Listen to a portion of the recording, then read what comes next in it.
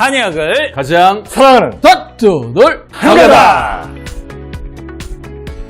네, 건강을 위해 한가닥 하러 오신 여러분들 환영합니다.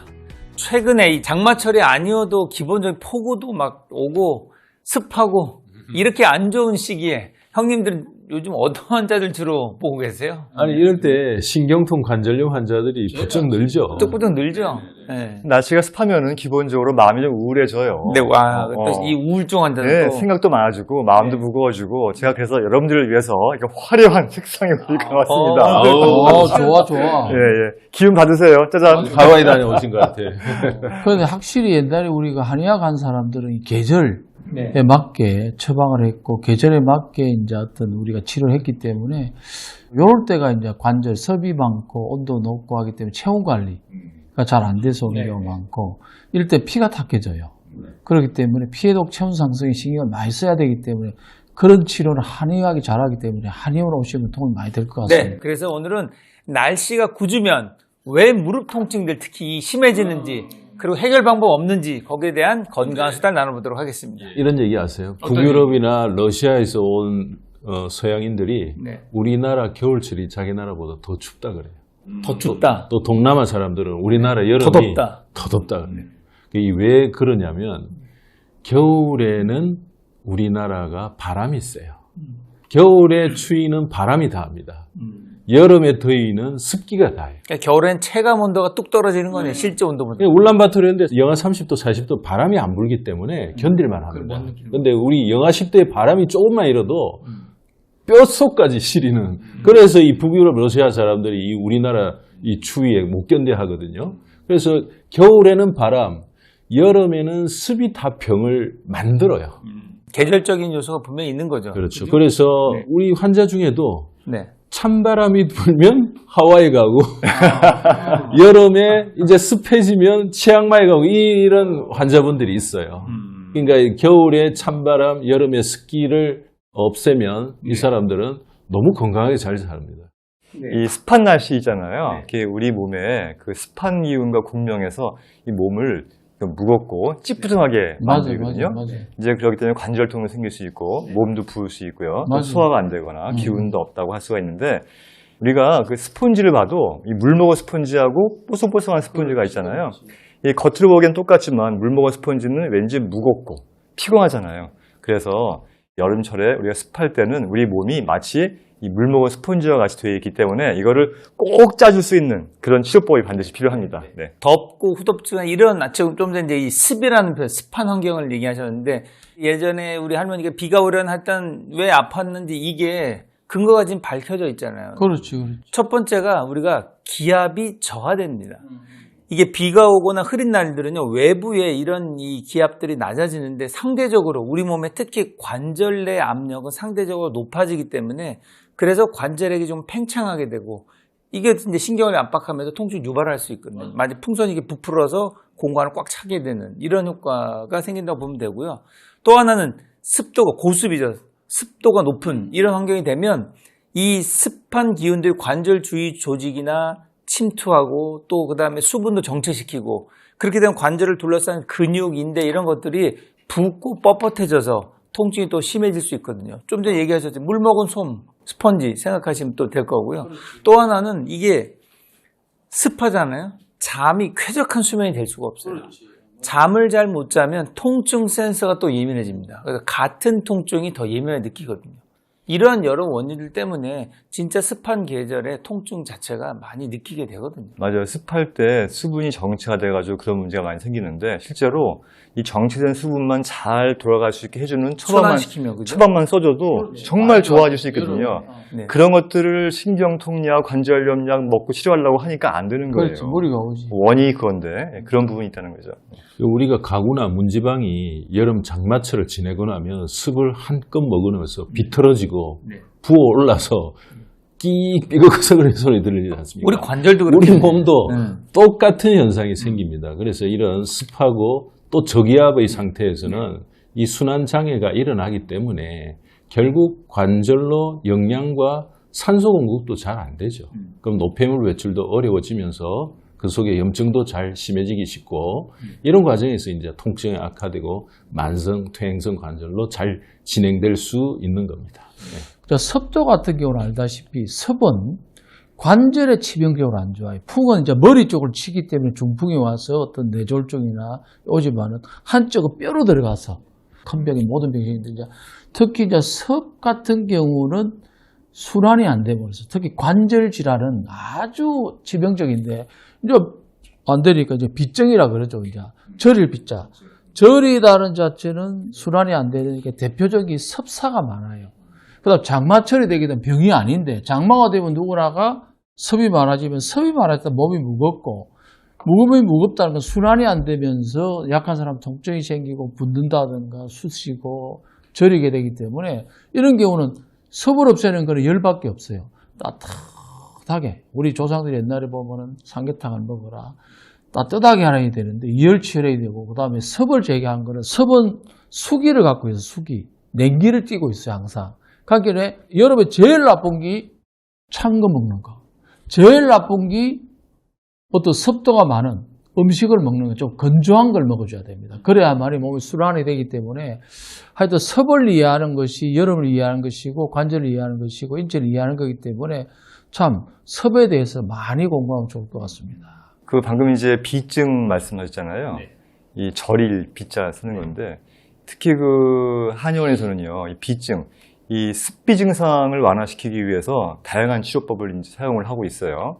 근데 습비라는 게 이제 습에 의해서 경맥이 막힌 거거든요. 그렇기 때문에 이제 저리거나 아프거나 이제 하는 거죠. 이제 그렇기 때문에 이제 침을 놓기도 하고 뜸을 뜨기도 하고 그렇지. 또 따뜻하게 해주기도 하고 또 이제 이렇게 관절 주변에 그걸로 인해서 울치된 기운을 풀어주는 그런 치료를 하는데요. 집에서 좀 간단하게 이런 그 습비 증상을 좀 해결할 수 있는 방법이 삽주뿌리라고 하시죠. 삽주뿌리, 창출. 예, 창출차 같은 것도 따뜻하게 마시는 맞아요. 것도 좀 되죠. 좋을 것 같고요. 맞아요. 이거 한의학에서는 이제 오령산이나 독할 기생탕 이런 처방으로 해서 이제 습을 제거해주고 잘 돌려줄 수 있는 치료를 통해서 이 습비증을 치료하니까 이제 보시는 분 중에서 내가 가지고 있는 증상이 몸이 습하면서 비증이 있는 것 같아라고 느껴지는 분들은 한의원에 가셔가지고 적절한 치료를 한번 받아보시기 바랍니다.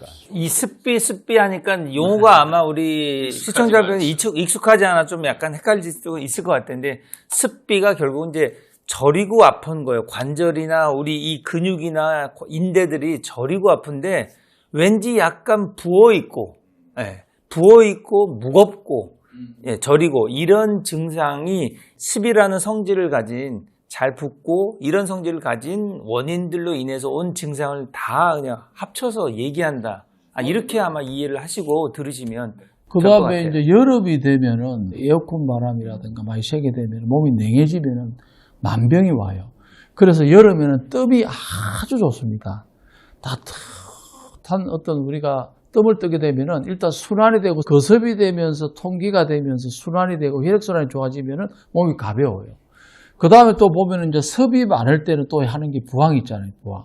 그 부위를 부항을 해주게 되면 이제 순환이 안 되니까 어혈이 생겨요, 그게는. 습도 없어지고 어혈을 빼주기 때문에 염증 통증을 완화하는데 진짜 좋고요. 그 다음 무엇보다 중요한 것은 근본적으로 몸속에 습한 기운을 배출하고 관절의 염증을 가라앉히며 약해진 관절이라든가 근육을 보강해주는 맞춤 한방치료, 침과 뜸과 약, 부항, 약침. 요렇게 하게 되면 장마철 내지는 뭐 어떤 우리가 짜증나는 관절통 예방에 진짜 효과적이기 때문에 무조건 통증 있다고 진통제, 소염, 항생제 드시지 말고 한의원으로 지금 체질에 맞게 그 증상에 맞게 나이에 맞게 하기 때문에 한의사와 상담하셔서 잘 이겨내시기 바랍니다. 네, 제가 여기 좀 한 가지 더 덧붙여서 설명을 좀 드리자면은 지금 말씀하신 바와 같이 습한 상태에서 찬바람을 많이 쐬게 되면요. 이걸 우리가 한습증이라고 또 해요. 이 한습증도 굉장히 몸이 힘들어지는 증상들인데 뭐 저리고 시리고 아프고 관절통 이런 건 많이 오죠. 그러니까 이럴 때 꼭 감기 증상 같이 막 춥고 막 이렇게 옷이 춥고 막 떨리고 하는 경우에 한방에서는 곽향 정기산이라는 약을 이제 많이 쓰게 되죠.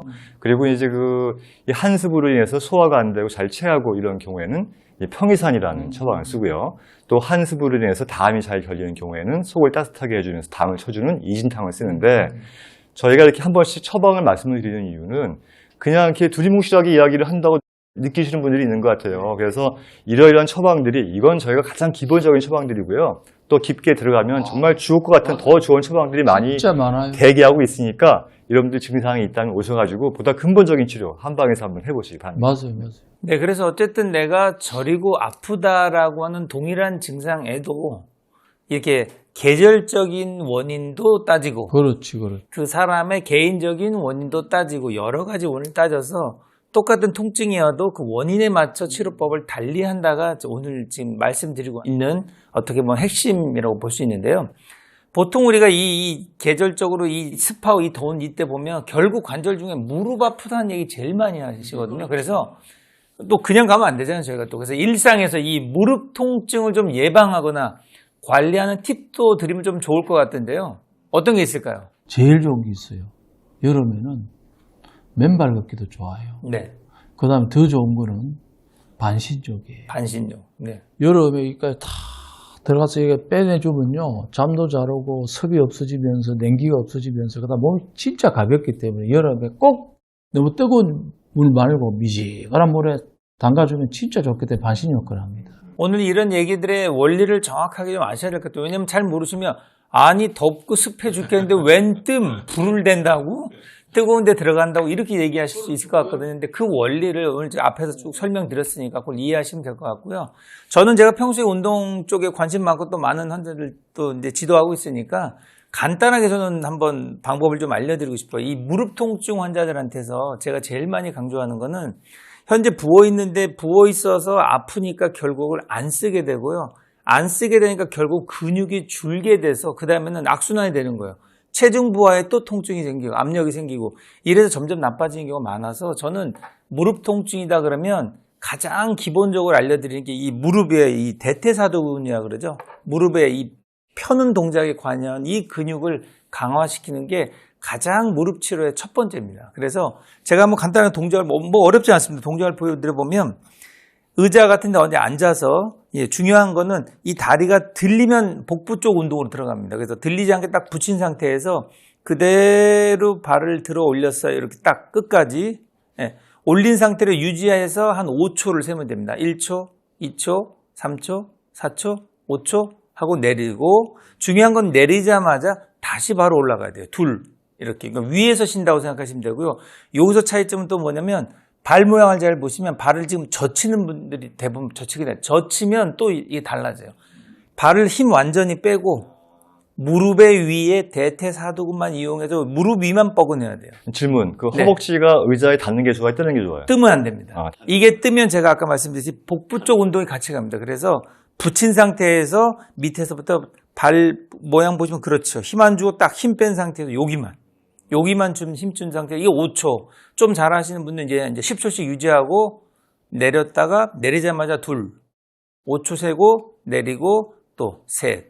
이해되시죠? 정말 이 동작을 하니까 근육이 힘이 생기네. 근육이 이렇게 생기는 것 같아요. 여기를 강화시키는 게 제가 그동안 이 무릎이 더 이상 나빠져서 방법이 없어요. 그래서 관절 치환술밖에 방법이 없습니다 하는 환자분들 대상으로 제가 잘 치료해서 지금 수술 안 하고도 잘 걷게 만든 첫 번째 요소 중에 하나가 이거를 강조하고 환자한테 적응시켜서 왜냐면 또 간단하니까 환자분들이 수시로 할 수 있어요. 어디서든지.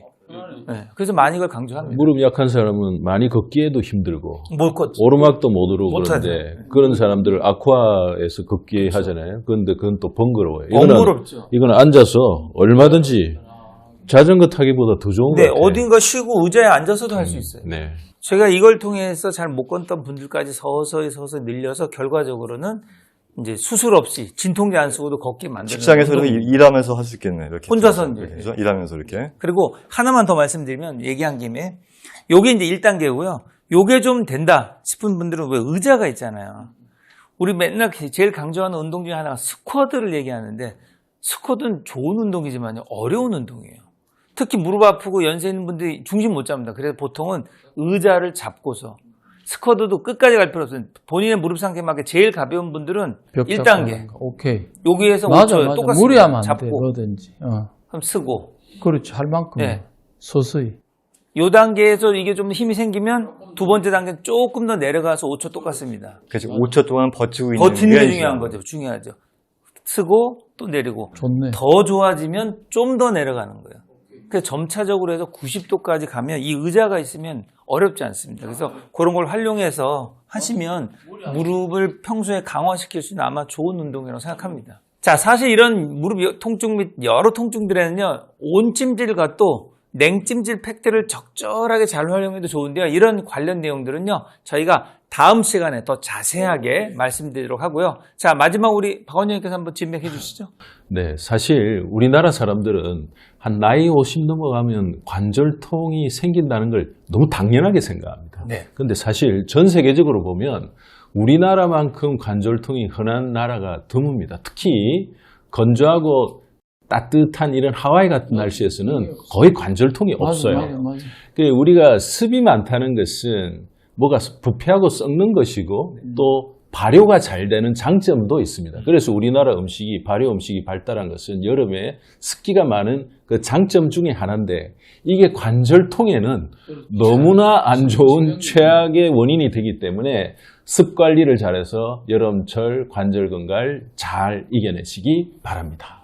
네, 이렇게 오늘도 우리가 한 가닥뼈 건강한 수다를 나눠봤는데요. 저희를 통해서 듣고 싶은 건강한 수다가 있다면 댓글을 통해서 남겨주시면 되겠습니다. 자, 여러분 모두 건강으로 함께 갑시다.